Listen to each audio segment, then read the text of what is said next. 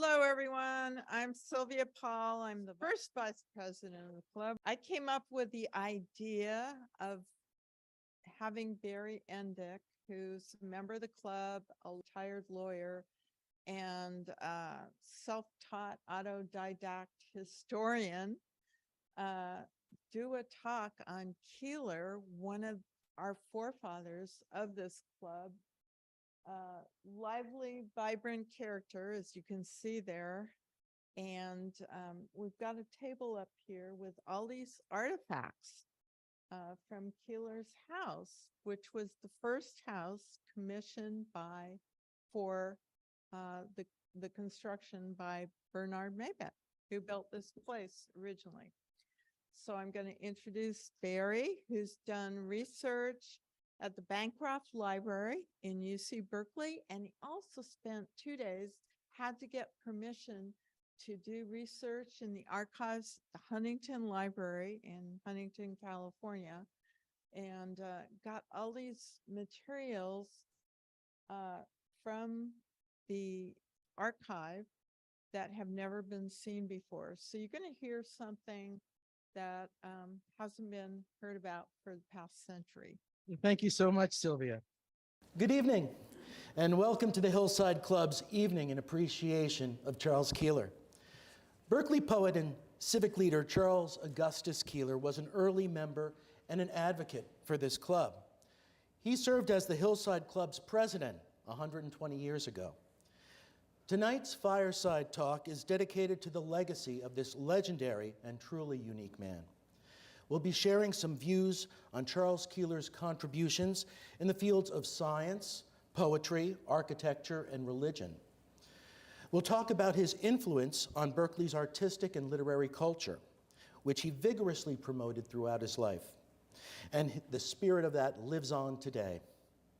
Over the past few months, I've conducted some deep research on Charles Keeler, reviewing the sizable collections of original Keeler material maintained by the UC's Bancroft Library and the Huntington Museum and Library in San Marino, California, as well as rare images and ephemera held by the Berkeley Architectural Heritage Association. In the photo here, you can see Tim Hansen making digital reproductions of the glass plates and lantern slides which Baja has had in a peach crate for decades. An astonishing amount of original Keeler correspondence, manuscripts, and memorabilia still exists. Diane Ayres, a longtime club member and a celebrated embroidery and textile artist, is also here to provide enlightening visual accompaniment, presenting significant original images, many of which have never been publicly shared before.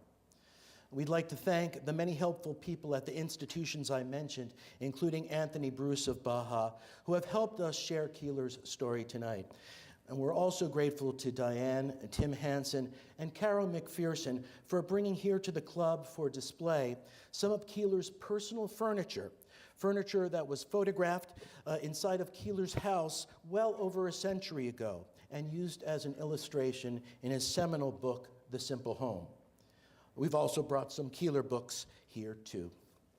We'd also like to thank Andre Chavez, proprietor of the Clinker Press, visiting from Oregon. He graciously printed this beautiful keepsake collection of Charles Keeler poems to commemorate this evening's special proceedings and as a gift to tonight's attendees. This evening will offer a glimpse of Charles Keeler's kaleidoscopic life and career. Charles Augustus Keeler was born in Milwaukee, Wisconsin in 1871. His mother, Harriet, was widowed at a young age. She suffered from poor health and was bedridden through much of Keeler's youth. Keeler's own natural father died before Keeler turned 3. Harriet ended up marrying the doctor ministering to her, John Knowlton Bartlett.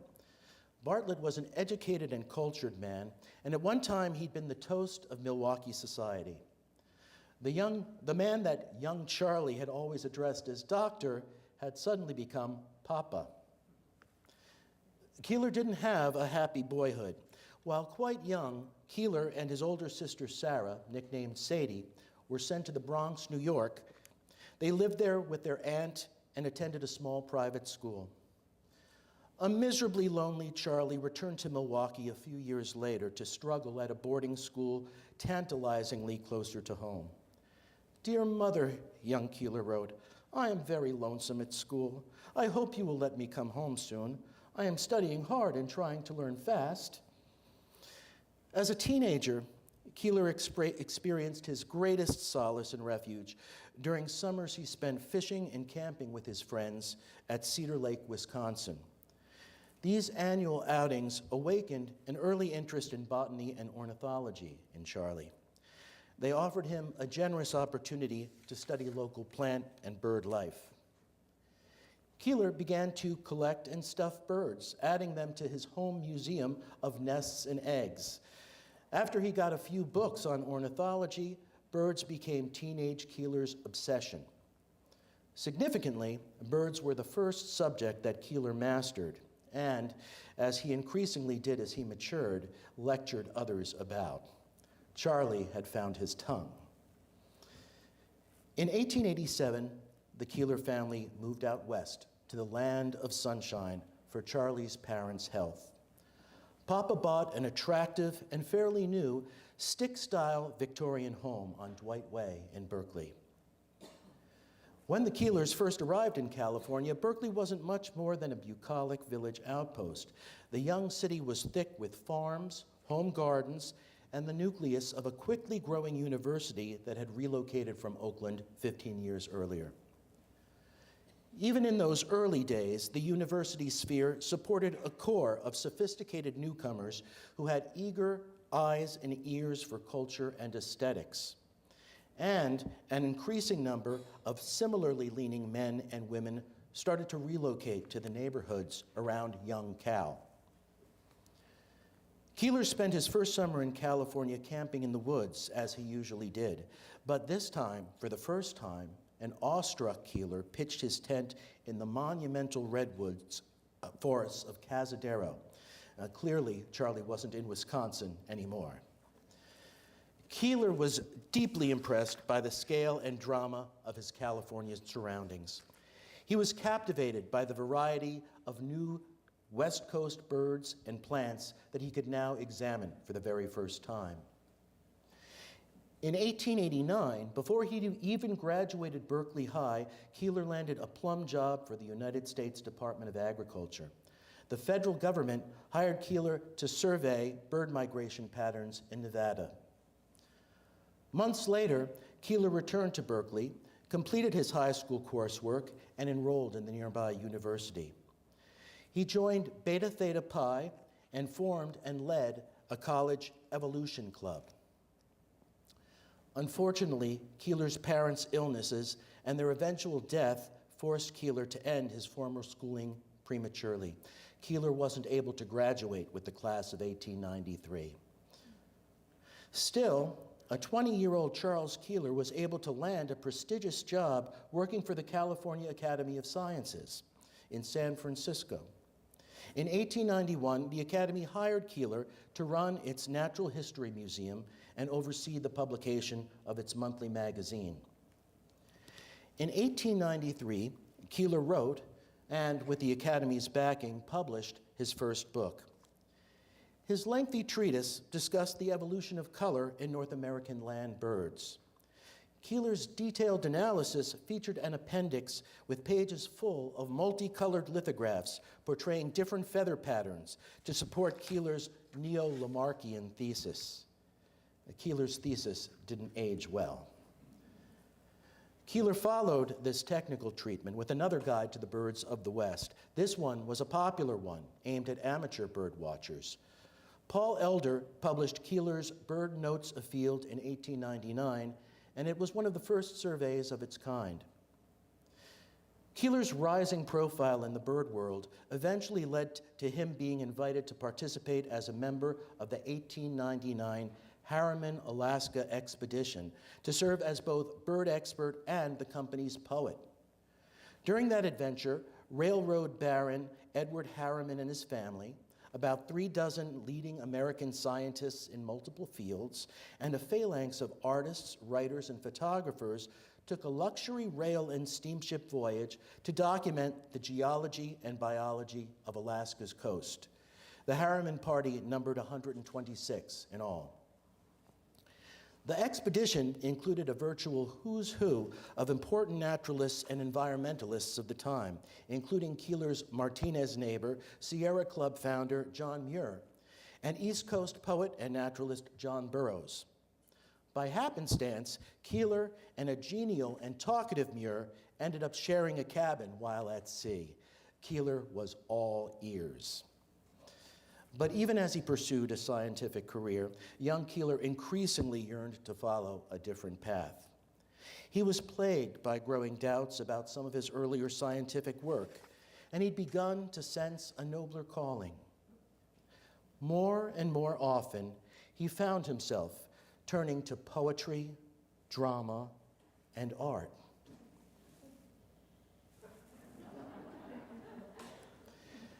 Keeler purchased a painting by and then befriended renowned San Francisco landscape artist William Keith. In the early 1890s, Keeler spent many evenings with Keith in his San Francisco studio and as a guest in his Berkeley home. Keeler became an unofficial adopted son to the artist. In return, Keeler bought Keith's paintings when he could afford them and sincerely promoted Keith's work at every opportunity. Eventually, Keeler decided to leave science behind for good. He became determined to try and make a living as a full-time poet and author. In making this transition, Keeler was inspired and assisted by a woman whose affections he aggressively courted, a woman who eventually became his wife. Her name was Louise Mapes Bunnell. Louise Bunnell had been a fellow student at the college who had attended some of Keeler's Evolution Club meetings. She was partial to bugs and poetry. She belonged to sister fraternity Kappa Alpha Theta and was a budding artist. Charles and Louise were well matched in their intensity and their sensitivity. They also both suffered from passing spells of exhaustion and malaise. Their romance experienced some bumps along the way.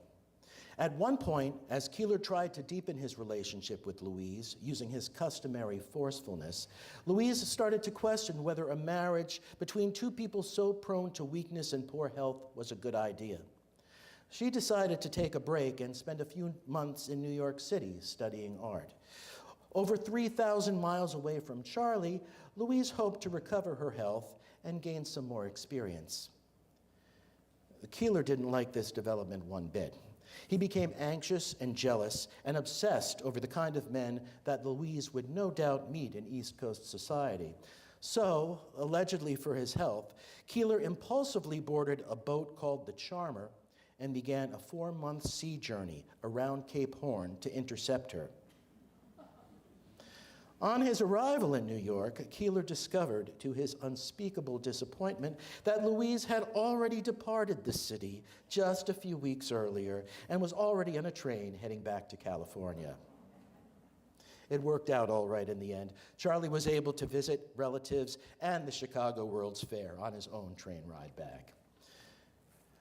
Charles and Louise Keeler were married in 1893. Their artistic souls were very much attuned to each other's, and Louise's penned images reliably supported Charles's published words. Keeler believed that he and Louise formed a refined and talented artistic team. Louise eventually bore 3 children to Charles, daughter Meridine, their son Leonard, who years later helped invent and develop the polygraph machine, commonly known as the lie detector, and their youngest daughter, Eloise. One of the greatest impacts Charles Keeler had on the city of Berkeley stemmed from his identification, codification, and vigorous promotion of a cutting-edge style of local architecture. For many years, Keeler worked passionately to ensure that his concept of what he called the simple home would become the template for construction in the yet unsettled North Side and Berkeley Hills at the turn of the century. To carry out this mission, Keeler assumed the role of an instructive style maker, who some have characterized as an opinionated policeman of the arts. Now, Charles Keeler had never taken a single class in architecture. He'd never formally studied it at all. One could certainly challenge Keeler's qualifications to offer grand pronouncements on architecture's purpose or its mechanics.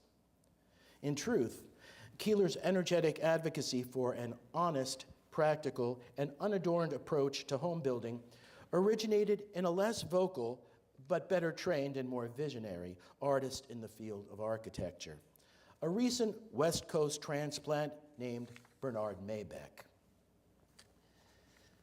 Keeler and Ben Maybeck's alliance for the purpose of promoting organic and artistic residential design in the Berkeley Hills and their friendship began in a chance and famous meeting. In the early 1890s, as an ambitious young scientist with poetic dreams, Keeler cut a flamboyant figure. He sported a mustachio and a cape and wielded a gold-tipped walking stick borrowed from his stepfather as he made his daily commute aboard the San Francisco-bound ferry to and from his new job at the California Academy of Sciences. Returning home on the boat one evening, Keeler approached and struck up a conversation with another oddly dressed passenger. This man was also heading home from his job sketching out interior treatments and furnishings for a high-end San Francisco design firm. Over time, Keeler learned that his new acquaintance was named Bernard Maybeck, that he was born in New York, and that he was the son of a German woodcarver. Maybeck had been educated and trained in architecture several years earlier in Paris at the prestigious École des Beaux-Arts. After he'd completed his studies abroad, young Ben Maybeck returned to the US. He worked briefly for an architectural firm on the East Coast, then hung up his own shingle in Kansas City without success. Maybeck and his family had recently made their final move to California's Bay Area. As their casual friendship grew, Maybeck shared with Keeler some of his unusual ideas about architecture and told Keeler that he wanted to design a home for him in Berkeley. Maybeck promised that the house he was envisioning would be a special one, since he planned to design it with Keeler's unique personality in mind. Keeler initially hesitated, but a few years later, as the head of a young and now growing family, Keeler visited Maybeck at his Berkeley home studio and took him up on his offer. He asked Maybeck to design his family a home to be situated on a sloped lot Keeler owned in a hillside tract once known as Daly's Scenic Park. Residential development in the area had just recently begun. In 1895, Bernard Maybeck came through for the Keeler family. He designed for them a cozy but decidedly different dwelling. Its interior walls were paneled in redwood. Its exterior was clad with natural redwood shingles. The house was built in 3 sections that rose upward stepwise to follow the natural rise of the hill it sat on. Keeler House featured high-peaked roof gables, rather remarkable given Berkeley's mild climate, and sections of its roof flared outward at its edges, giving the home a slightly Japanese appearance. Inside, the roof's high peaks were left open to the rooms below them to feature the complex joining that made the home's halls feel like a miniaturized Gothic cathedral built out of wood. The home's upper level featured a large sleeping porch, a kind of room that was starting to come into vogue. At that time, many people thought that generous exposure to night air promoted good health. Keeler House was Maybeck's first residential commission. The building still stands, although Maybeck modified it for a subsequent owner.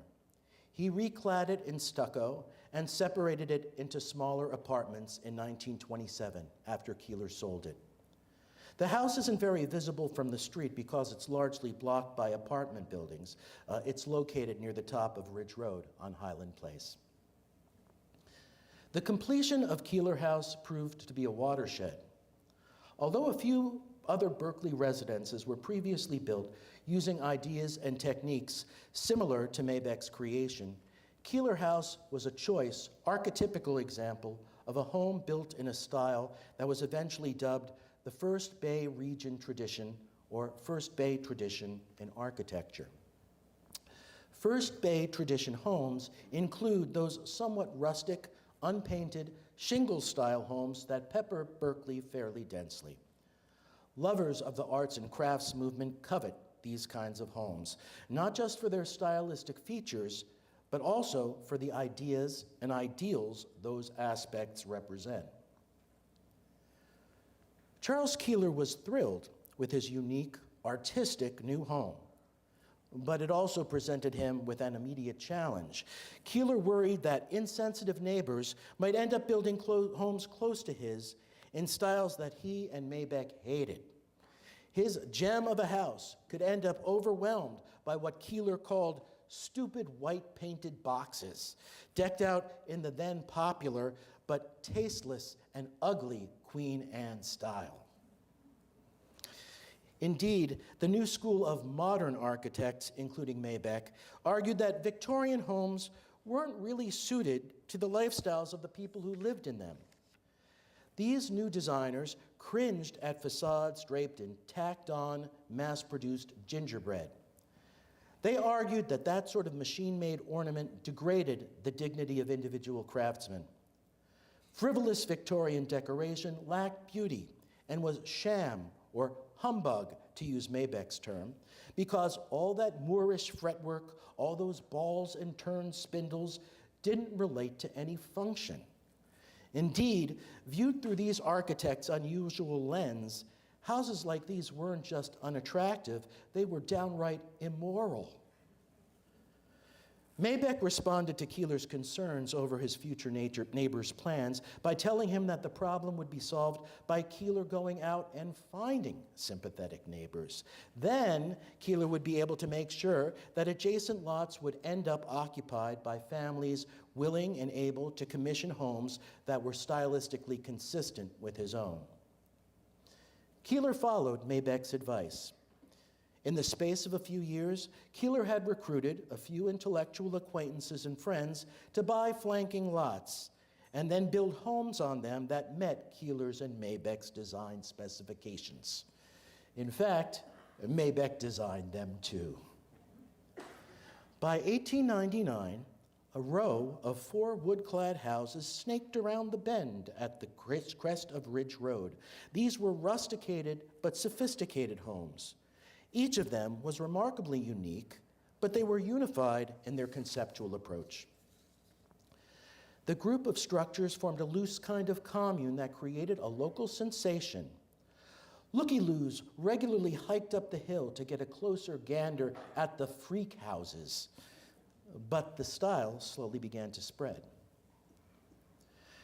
As the new century dawned, Keeler had experienced a few years of domesticity with Louise and daughter Meridine in their distinctive, warm, and natural home. And as a result, Keeler had truly been bitten. He had heard the arts and crafts trumpet's clarion call and felt compelled to spread the good news of the many benefits of sensitive, honest, and functional architecture to all, but especially to all who were considering moving into the growing neighborhoods around the Berkeley campus. To help spread the word, Keeler joined forces with a group of formidable women, including many who were the wives of prominent Berkeley citizens, including Ben Maybeck's wife, Annie, who were already focused on the project of creating an ideal neighborhood upon a virtual blank slate. These women, just like Keeler, were committed to the vision of a suburban intellectual village dotted with organic, artistic custom homes, sensitively situated within picturesque natural scenery and enhanced by lush, flowery home gardens. What's not to like? This group of women met fairly regularly in a few Berkeley homes and churches to exchange information and develop strategies to promote their community plan to newcomers exploring and building in the nearby hills. These women leaders oversaw the construction of a progressive grammar school for local school children, strikingly executed in the heavily timbered First Bay tradition style. In 1902, this women's group reorganized. It formally extended its membership to men. This enlarged alliance, which now included Keeler, Bernard Maybeck, and other local men with interests in architecture and aesthetics, and who, not coincidentally, could also vote, began to achieve a wider notoriety as Berkeley's Hillside Club. Keeler served as the Hillside Club's first secretary after this reorganization, and then as its second president. Charles Keeler's presidency of this club from 1903 to 1905 is commemorated on the plaque honoring this club's leaders on the clubhouse's wall to your left as you enter the building. Most of tonight's attendees probably know that Bernard Maybeck designed the original clubhouse for this organization on this site in 1906. It, too, was executed in the First Bay tradition style. Our current 1924 building, built after the 1923 Berkeley fire, was designed by Bernard Maybeck's brother-in-law and partner, John White. This second clubhouse revisits many aspects and features of Maybeck's original design. It is also an excellent example of a First Bay tradition building. Keeler maximized his impact by working with and through the Hillside Club. He wrote and issued brochures for the club that gave new arrivals helpful construction guidelines. He directed them to approved architects' offices or, failing that, to the curated sets of blueprints and drawings that the club maintained and which it offered enthusiastically to help make sure that newcomers towed the line. Using these strategies, Keeler and the Hillside Club successfully shaped development in the blocks surrounding us tonight, especially in the years before fire reshuffled the deck. And Keeler spread the gospel of artistic living further. Starting in 1903, during his tenure as club president, Keeler penned a series of articles discussing Northern California home and garden design for a Bay Area magazine called Impressions Quarterly.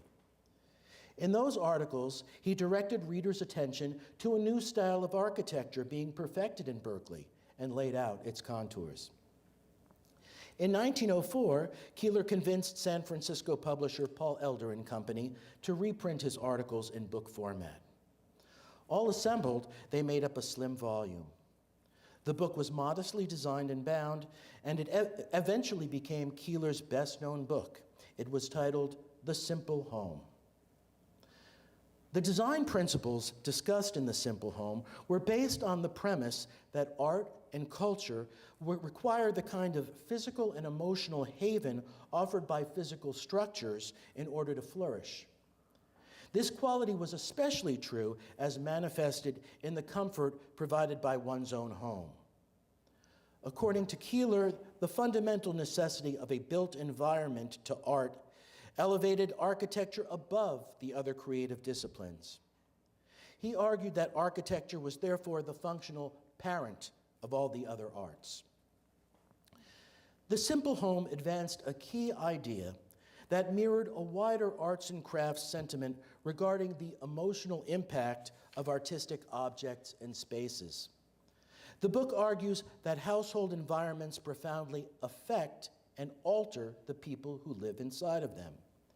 Keeler stated, "The mere architecture and furnishings of the house do not make the man any more than do his clothes, but they certainly have an effect in modifying him." Well, needless to say, if your home subconsciously acts on you, getting it right suddenly becomes crucial. What might otherwise be a casual home decoration decision now involves potentially corrupting or ennobling influences. Serious stuff indeed. The first substantive portion of The Simple Home addresses the layout and composition of the home's garden. Keeler suggests that in California, the house mainly serves as a structure that provides shelter to the family when the weather turns bad. During pleasant days, Californians tend to live outdoors. Keeler opined that large, flowery home gardens were ideal for areas populated on the scale of a village, like Berkeley and its surrounding areas. Less densely developed towns featured parcels that were sizable enough to support impressive, personalized botanical vignettes.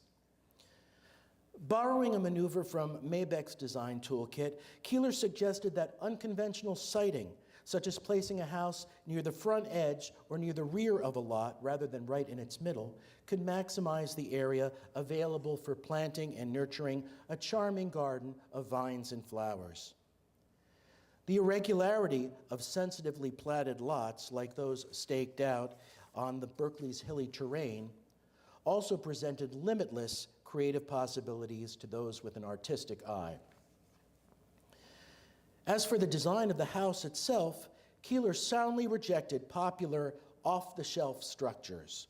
He argued that copycat Victorian boxes seemed to house people just as shallow and artificial as their homes. Instead, Keeler demanded examples of architecture that, at best, rose to the level of true art, or which, at a minimum, reflected an unpretentious and utilitarian humility. The simple home, regardless of its expense, was sensitively designed to be responsive to climate and terrain. Its construction made ample use of common, locally available materials. In Northern California, this usually meant lots of redwood. This new style required tradesmen to use their construction materials in an honest way. Wooden structures, for the most part, needed to reflect that material's straightness and angularity. Rounded turrets, towers, and window bays, such as those found on the dreaded Queen Anne's, were incongruously based on stone and other masonry forms, despite their wooden framing. When builders abused the materials that made up their homes, masquerading them as others, the structures that resulted were dishonest, sham. Keeler discouraged painting or treating wooden surfaces. He wrote, "There is a refinement and character about natural wood which is entirely lost when this surface is altered by varnish and polish." Keeler argued that the best way to introduce color to the homescape was through bright gardening touches. These were natural, attractive, and true. Keeler gave his thumbs up to open-air porches, massed windows, and the sensitive use of wide roof eaves. He praised open ceilings that revealed the interplay of the structural elements that supported the roof. Exposed natural wood joists, beams, girders, and rafters made a virile, functional, and therefore attractive statement. He discouraged ornament that didn't extend organically from an element's function. He urged his readers to pay special attention to the area around the fireplace, the simple home's warm, symbolic heart. Keeler recommended that the home's curtains, portieres, and furniture all visibly reflect the individual craftsman's touch. Mass-produced bric-a-brac wasn't welcome in a simple home. The display of a few handmade decorative items spoke well of the occupants, and these presented best against a background of board and batten wood paneling or wall coverings made of grass cloth or burlap, painted in muted earth tones. When it came to wall art, Keeler considered mass-produced lithographs and tinted photographs of famous paintings far inferior to authentic original work created by local artists. One would be well advised to buy an oil landscape by William Keith and hang it prominently. Choice metalwork, exotic paper and brass lanterns, native woven baskets, potted plants, and masses of books completed the scene. If it's not obvious in populating this ideal, Keeler was essentially cataloging his own house. The weight of Keeler's simple home isn't derived from any specific innovation described in its pages. Instead, its impact stemmed from the book's organization, codification, and well-argued defense of arts and crafts ideas that were floating around nationwide at that time, intertwined with a philosophical rubric. We can observe the results of Keeler's book around us here in Berkeley every day, if we have the eyes to see. But there was much more to Keeler than just birds and simple homes. Keeler also wrote a number of travelogues. In 1898, when he and Louise were in a financial bind, legendary author and magazine editor Charles Fletcher Lummis recommended Keeler for a job writing a travel guide for the Santa Fe Pacific Railroad, promoting Southern California cities along its Santa Fe route. As a result, Charles and Louise took a trip through the Southland together. Louise illustrated the Southern California guidebook Keeler subsequently wrote with dozens of ink drawings portraying the picturesque scenery and tourist destinations she and her husband visited along the way. In 1902, Keeler wrote another promotional piece, a wonderful travelogue called San Francisco and Thereabout. In that book, after providing a capsule history of California's settlement, Keeler accompanies his readers on a boat trip across the bay, disembarking with them at the ferry building so that Keeler can show off some of pre-earthquake San Francisco's noteworthy sights and exotic quarters.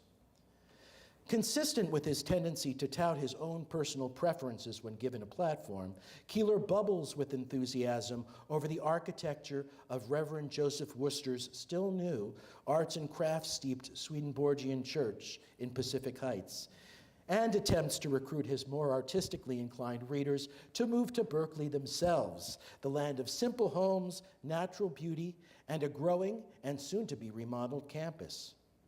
And Keeler plugs William Keith. 4 years later, Keeler wrote a book that serves as a bookend to this one, a 1906 page-turner called San Francisco Through Earthquake and Fire. In it, Keeler offers a vivid, first-person narration of that unfolding disaster. He was able to provide this report because after rescuing his own children in the nick of time from the collapse of a chimney at Keeler House, Keeler boarded the first ferry he could into stunned San Francisco, which was already flecked with small fires. Keeler threw himself into rescue efforts. He volunteered as a part of an informal fire brigade to fight the fire, and then raced all over the city in an automobile to deliver messages as a part of a citizens' relief committee. Keeler's book allows us to accompany him step by step, day by day. It's a gripping record.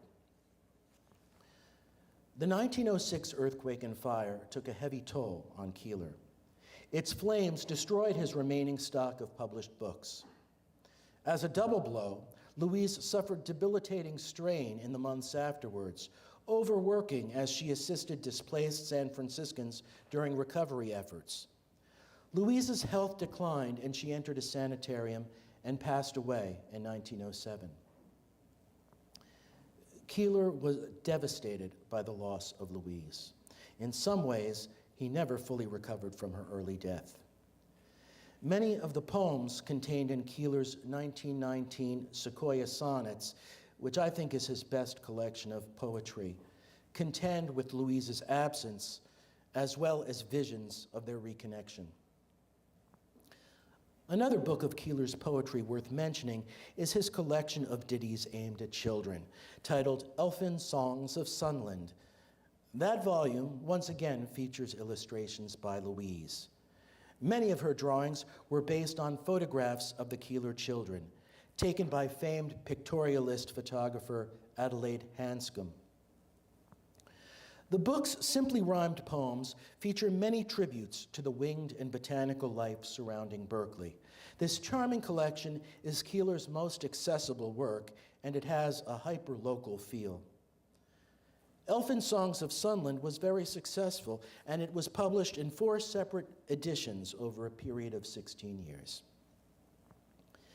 In happier days, Keeler, Louise, and daughter Meridine traveled through the South Seas, exploring the exotic lands of Tahiti, New Zealand, Australia, Samoa, and Hawaii, while researching a travelogue for a steamship company.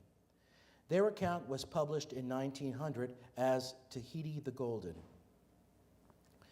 This trip navigating the Pacific also provided raw material that Keeler exploited in his 1902 collection of lyrics called A Wanderer's Songs of the Sea. In later years, Keeler's experiences on this South Sea trip also inspired realistic settings for a series of episodes of a radio drama Keeler wrote called Skipper Brown's Yarns.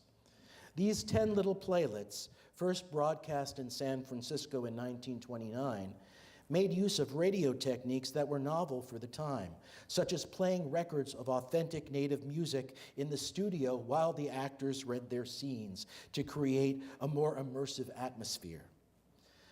The Bay Area's land-loving listeners were captivated by the foreign settings the radio show realistically evoked, and they wrote dozens of angry letters to KGO when it ended. After Louise's death, Keeler also traveled extensively on his own. In 1911, he deposited his children in Berkeley in the care of his mother-in-law, Catherine Bunnell. After a farewell poetry recital at the Hillside Club, Keeler embarked on what was intended to be an epic around-the-world tour of readings. Keeler spent many months crossing the globe, dipping his toe into exotic cultures, with stops in Oahu, Japan, Shanghai, Hong Kong, the Philippines, Singapore, India, Egypt, Italy, and Morocco. But Keeler had repeated difficulties arranging successful bookings while abroad. Keeler was disappointed, but he plugged away. Keeler's trip abroad ended with an extended stay in London, where he tried to break into the insular English publishing business. Keeler once again met with indifference and resistance. In 1912, while still living in London, Keeler became romantically involved with Beatrice Irwin, a charming and intriguing actress and poetess who was well-versed in new religions such as the Baha'i faith and theosophy. She had unusual theories regarding the effects of light and color and lectured on them. Their relationship almost culminated in marriage. In fact, in letters to Meridine, Keeler shared his tentative plan to return to the United States with Irwin as his wife and Meridine's new stepmother, although she'd really be more like an older sister. Shortly after, for reasons that are unclear, there was a mutual parting. During the early days of World War II, Keeler moved to Manhattan. He enrolled his children in boarding schools outside the city and attempted to gain a foothold with New York's publishers and raise his visibility through paid poetry readings. Although he was successful in getting a collection of poetry titled Victory published during that stint, the couple of years that Keeler spent in New York City failed to notably advance his career. In 1917, Keeler returned to the Bay Area for good. He moved his family into a quirky studio retreat that Keeler himself had designed and helped build in the Claremont Hills, now overlooking Highway 24. He used dynamite to blast, then build by hand, a small outdoor amphitheater in the home's front yard garden. He called his creation the Live Oak Theater.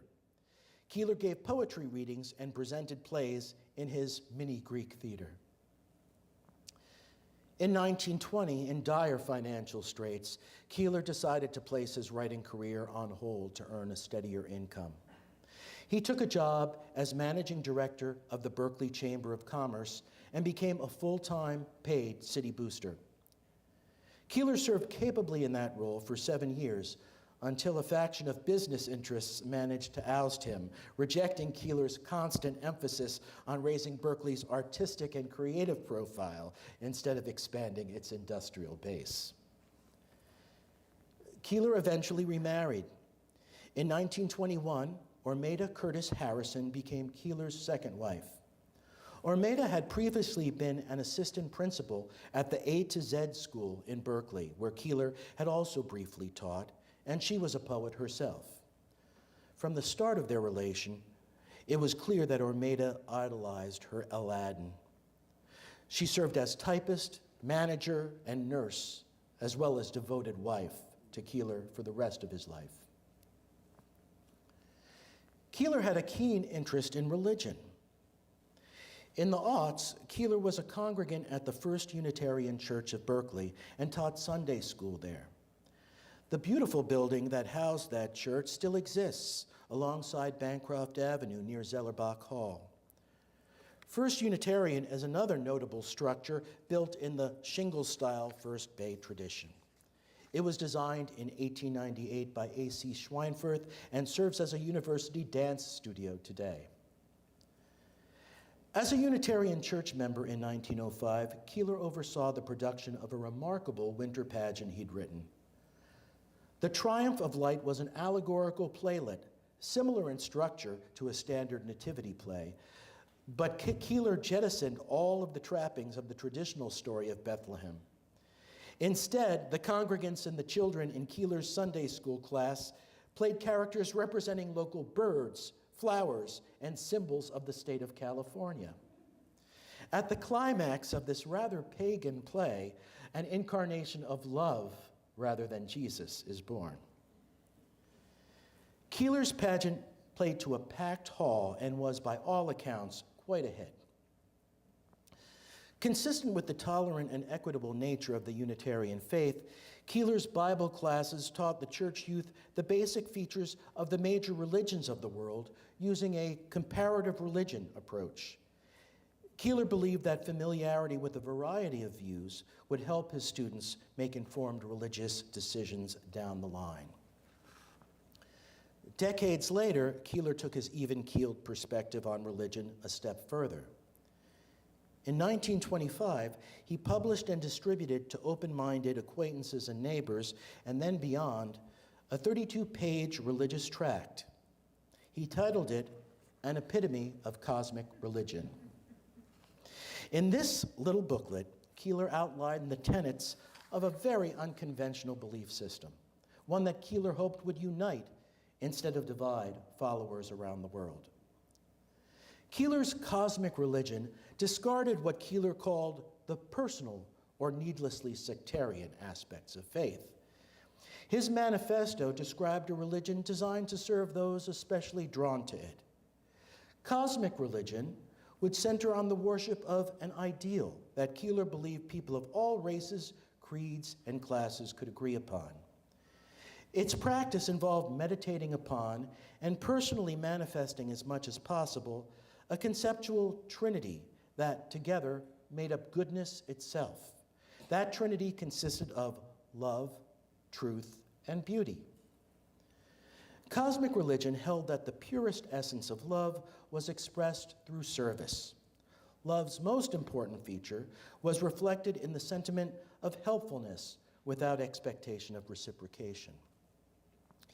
Cosmic religion regarded truth as those principles of science and other subjects that were generally accepted by experts in their fields.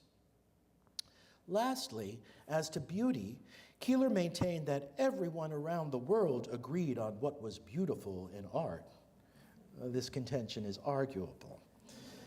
But to the extent that there was any intramural tussle over aesthetics, Keeler suggested that a person of taste, well-educated in art history, could act as a gatekeeper. In all this discussion in the Epitome, Keeler doesn't hide his confidence that he himself would be an ideal referee on scientific and artistic matters. Indeed, cosmic religion is a faith calculated to play to Keeler's own strengths. The Epitome also sketches out Keeler's dream of establishing a monumental international headquarters for the religion, which he envisioned building in the Berkeley Hills. This cosmic headquarters would feature colorful lighting and water effects. It would contain statues in alcoves, each one honoring a different world religion. Keeler believed that operating a visually striking, inspiring destination spot would help the sect win converts and prosper. The Epitome closes by discussing the essential qualities that a general manager for the cosmic religion ought to have. Its highly specific recommendations remarkably mirror Keeler's own resume. Keeler considered the creation of cosmic religion to be the crowning achievement of his career.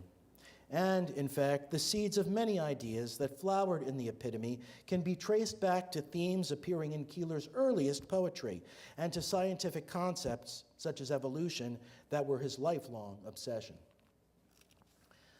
A handful of sympathetic, spiritually minded readers across the country received cosmic religion enthusiastically.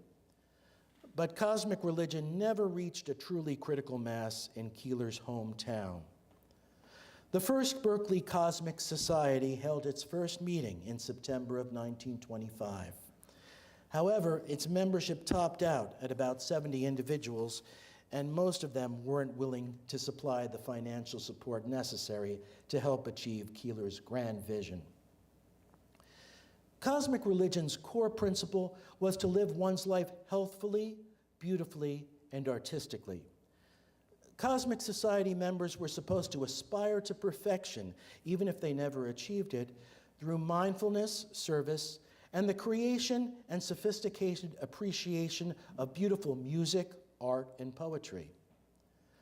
What cosmic religion lacked, and these aren't small omissions, was a recognizable deity, an authoritative religious text, and a generation-spanning tradition. The first Berkeley Cosmic Society held its services at Keeler's Live Oak Theater in Claremont and elsewhere on Sunday evenings throughout the 1920s. Its services consisted of a series of Keeler lectures on famous historic and artistic figures and Keeler's recitation of his own poetry, interspersed with rituals and self-affirming prayers that Keeler also drafted. Often, cosmic religion services would be accompanied by public exhibitions of art and crafts made by the group's members, or the performance of classical and member-written music. To me, cosmic religion's focus on living life artistically and its elevation of aesthetics to a principle worthy of literal worship represent an especially intense performance of the arts and crafts ethos rather than anything we might recognize as a religion today. As the Great Depression deepened, the small Berkeley Society of Cosmic Religion practitioners dissolved. Keeler's final years were not happy or lucrative ones. To try to support himself in Ormeda, Keeler sought bookings to recite poetry at local public schools and shopped around some new radio plays. He developed a memoir of his recollections of the great men with whom he associated in his younger days, men like Muir, Burroughs, Keith, and Maybeck, as well as the marquee name poets from an earlier generation like Ina Coolbrith and Edwin Markham. But Keeler was unable to sell the idea. Hardly anyone cared about these people anymore. And Keeler's Victorian style of verse was out of vogue. Keeler was one of a half-dozen poets proposed to serve as California State Poet Laureate, but politics steered the honor to a Southern California rival. Keeler helped found the California Writers Club and was elected its first president. Keeler hired a writing coach to help him punch up his content and make it more attractive to modern magazines. But Keeler ended up writing his coach a pile of letters not sent, arguing with the critic that he'd chosen. The country's concerns and its prevailing style had moved on. Keeler bristled at jazz, the Charleston, decadent art, and the New Deal. As Keeler put it in a letter to his son Leonard, "I have lost influence and leadership in the last few years, and not many people who count in the world are any more interested in me." Keeler and Ormeda eked out a frugal existence in their Claremont studio, living largely on a $50 monthly remittance from Leonard. In the mid-1930s, Keeler suffered a series of blows to his health. He had a heart attack, an operation to remove most of his thyroid gland, and, as a coup de grace, broke his hip at the end of a visit to his daughter Meridine. After kissing his twin grandchildren goodbye and turning to leave, a small dog tripped Keeler. He fell down a set of steps and onto a cement sidewalk, breaking his hip. Keeler's surgeon brother-in-law, Sterling Bennell, performed an operation on Keeler, driving a metal rod into his broken pelvis to reconnect the bones. Keeler was laid up for a considerable time, missing a fiesta that had been planned to celebrate the grand opening of the Golden Gate Bridge. Keeler succumbed to a fatal heart attack at his Claremont studio in July of 1937. He was 66 years old. His funeral was held at Berkeley's First Unitarian Church, but his service was based on cosmic religion rites that Keeler himself had written a decade before. His many mourners sent heartfelt messages of condolence to his widow, with some attendees commenting on how fitting and moving the service was, and others praising Keeler's persistence, unfailing goodness of heart, and devoted loyalty to his friends. Keeler was cremated. The location of his ashes is unknown. Charles Augustus Keeler was an unusual man with panoramic interests. He was a moody and driven member and booster of Berkeley's relatively more sedate bohemian scene. His life was a model of service, open-mindedness, and creativity. His career embraced a few great triumphs, long periods of struggle, and many failures. Keeler spent a good part of his life working for this club's success. His photo, as well as his guidelines for Hillside building, are mounted on this clubhouse's walls for us to enjoy whenever we visit here. Perhaps you'll agree with me that along with his books, photos, poetry, and even his furniture, Keeler's spirit seems to surround us here tonight. Charles Keeler himself would without a doubt be delighted to know that even today, 120 years after his tenure as president of the Hillside Club, his legacy is remembered and celebrated by the people he knew and loved best, his Berkeley neighbors. Thank you.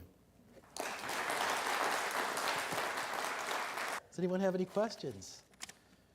Can you tell us about what the books are? The vast majority of what he printed, published during his life, these basically go in chronological order.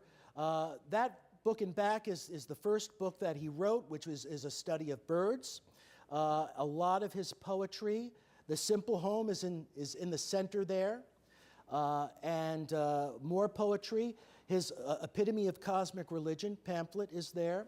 And at the far end is a book actually written by Eloise Keeler, the youngest child of Charles Keeler, and it's a biography of Leonard, who, as I mentioned, helped develop the lie detector. And it talks about the many interesting cases that he worked on. So please take a look at them. There's a variety of most of his writings.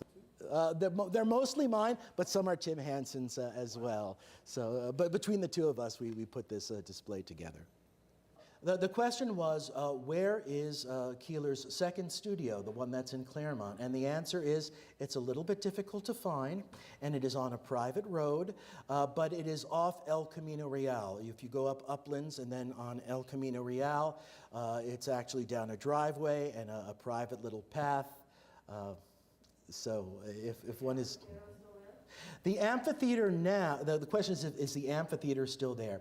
You can see the slope of where the amphitheater is, but it is overgrown with plants. But interestingly enough, there's a little tiny stage area. I don't think it's used for anything, but there's a little stage area that seems to be, I don't think it's original, but I think it's a remnant of the idea of the kind of presentations he used to give there. And he used to give poetry readings to servicemen on leave, and a lot of the, as I said, a lot of the cosmic religion services were held there. When he built it, his children were very opposed to it. They thought it was very, very strange, and they did not want they said, no family has a garden theater like that, and people will think we're quite queer if we have something like that. So they didn't like it. He received criticism of his theory when he wrote his book in 1893. He didn't like that very much, and he quickly thereafter became turned off of science completely. He felt that he had taken a wrong path, without being quite specific about the Lamarckian being wrong, but he felt that he had better things that he could do with his intelligence. The question was whether Maybeck had anything to do with the idea of the temple that he wanted to build for cosmic religion in the hills. And the answer is no, because it never got that far. But in the teens, Keeler and Maybeck were kicking around the idea of setting up an arts and crafts community. Basically a little Roycroft, essentially, in the Berkeley Hills. And there'd be different areas, and he did work with Maybeck on the idea for that, but that never materialized either. Later on, he thought a little bit smaller and found a lot on Telegraph that he thought could be a temple for cosmic religion. But very quickly, the religion starts turning to, well, we'll have the temple and back, but we're also going to need a space for printing. We're going to need a space for copper work. We're going to need a space for decorating and painting. It's really an arts and crafts aesthetic more than a religion. It's raising arts and crafts to worship, which is easy to do if you're into arts and crafts. But it's interesting to see it taken so literally. The question is whether Keeler had done anything to support the arts during his tenure as at the Berkeley Chamber of Commerce, and the answer is yes. That was really some of his primary focus, and he was very, very concerned about supporting artists and poets and writers who, in their old age, had no independent means of support. I think he was looking at his own future. A lot of what you see during the end of his career is him trying to find some space for himself, some administrative position, preferably in the arts, where he could do what he liked and also administer, because he was a wonderful organizer. So yes, one of the things that he wanted to do was create stipends for writers and artists. He was thinking specifically of both Ina Coolbrith, who was in very hard times, and Edwin Markham. He said, this man is 80 years old and he has to go on tour reading his poems. You could see him thinking to himself, I don't want to be doing that when I'm 80 to earn my money. The question is whether Albert Einstein, who had an idea of something similar to the cosmic religion, had an influence on Keeler or vice versa. And the answer is no, they were independently thought of. And Keeler's focus on the arts was really something that wasn't necessarily Einstein's. But there are similarities there between Keeler's idea of a cosmic religion and Einstein's similar version of a less divisive kind of religion that could unite the people. The question is whether what Keeler's relationship with the university was over the years. And it had better periods and worse periods. Keeler loved the Greek theater. Towards the end of his life, he gave a poetry recital in the Greek theater. But in the teens and 20s, he started resisting about the Bolshevik professors at the University of California. He was rather conservative, and he didn't want the students getting any of these radical labor ideas while attending. And he also thought that the university's leadership put too much work on one particular man. So the best thing would be to change the position into two separate positions, and the person currently in position could take one, and guess who would be good to take the other position? So that was his role. It was a cooperative relationship, but it did change over the years. I don't think that there's anything in the Southern California book, and it might have been a little bit before Green and Green. It was 1899 when they took their train trip, and the train trip, although they did stop in Pasadena, and they talk about Pasadena being very beautiful, there's not a real focus on the architecture. It's more the missions, the kind of tourist places, the inns that one could stay in, and that sort of thing. There isn't as much of a focus on architecture in that. It really is a couple years later, after living in Keeler House, I think is when the light bulb really went on from the experience of having lived in there for several years that led to his involvement with the Hillside Club and the creation of the Simple Home. Just a couple years later. Question is about Keeler's relationship with Luther Burbank in Santa Rosa, and they were close. Burbank was one of the figures that Keeler had profiled for his Friends Bearing Torches, which was his unpublished book, not published during his lifetime, but in a wonderful small printing by the Clinker Press, which is also on the table here featured, printed by Andre Chavez, who is with us tonight in the back of the hall. He was one of the people, the dozen figures that he profiled. They were close. Burbank and he corresponded, and Burbank's store, although it was closed to many people who wanted to go up to Santa Rosa and visit his home and gardens there. It was open to Keeler, and also other members of the Harriman expedition also liked to visit him. And I recommend actually visiting the Santa Rosa home and gardens of Luther Burbank, since independently it's a great place to visit, very interesting. A very old greenhouse there, that's worth seeing. The question is, what is the purpose for all those odd poses in bed sheets? What is that all about? And that is the beauty of Berkeley's bohemian culture, which wasn't like the San Francisco guys drinking till 3 o'clock in the morning and writing bad poetry to make fun of people. It was a Grecian ideal. The ideal was the Athens of the West. That's where all the togas come from. And those poses were actually studies that were used. I can later on, if people are interested, I can show one of the poses was actually turned into headpieces and tailpieces, illustrations for some of his poetry. So they were dressing up so that those photos could be taken and turned into drawings to create an artistic illustrations for his poetry. But truth be told, people like getting dressed up in bed sheets and running around barefoot in Berkeley in those days. If I were there, I'd probably want to do that too. It was a forerunner of the hippies. It didn't have a lot of things in common with the hippies. It didn't go as far as they did, but that back to nature, barefoot, free breathing kind of thing was definitely a part of the heritage going back to the early settlement of Berkeley. The question is, how old were Keeler's children when Louise died in 1907. And Meridine, I believe, was around 7. Leonard was probably around 3, and Eloise was around 1 or 2. They were very, very young. They're babes in arms in the photos from that period. And one of the problematic aspects of Keeler in assessing his life is that he, as I mentioned, he left his children with his mother-in-law and spent years and years abroad. He was an absentee father for many years, and it bore scars in the children. He tried to make up for his absence by writing 50-page letters telling his children how to eat, how to sleep, how to breathe.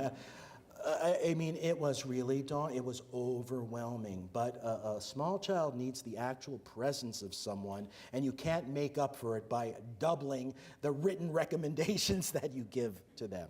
So that was tough, and you can see the ramifications in all of the children as they grew up. They had a fraught relationship with him. The chair was brought here today by Carol McPherson, who is a wonderful arts and crafts enthusiast and very generously brought it. It is a chair that bears a mark underneath it of Bernard Maybeck, his monogram of Annie and Maybeck. And if you look at the front of it, there's also pyrography detail, just like the screen has pyrographic detail written with a pen that creates heat, that you can draw designs, done by Louise, she tells me. And that chair is related to the chairs that you can find in the Swedenborgian Church, which is the archetypical arts and crafts chair. And that's a whole discussion in itself about the chairs, but it's related to those chairs, and it's some of the earliest exemplars of arts and crafts furniture as currently regarded. I want you all to give a hand. Thank you. My pleasure, really. I do want to mention that tonight with us, we are very, very fortunate to have some descendants of Charles Keeler, one of whom came all the way across the country. Brittany Davis came from Virginia, the great-great-granddaughter of Charles Keeler, and Ann Miller as well, descendants of Charles Keeler, and I think they deserve a hand for coming out here and for their illustrious forebears. So you might want to chat them up too. All right, so just, say who you are and where you came from and how you fit into all this. Sure. My name is Brittany Davis, and I am Charles Keeler's great-great-granddaughter. And I flew here yesterday from Roanoke, Virginia, just for this event. And I contacted my second cousin, who is also related to Charles Keeler, and got her to come too. And I've I've always felt a connection, and I felt it was a birthright to be part of this. Yeah. I'm here. Great. Well, thank you for coming.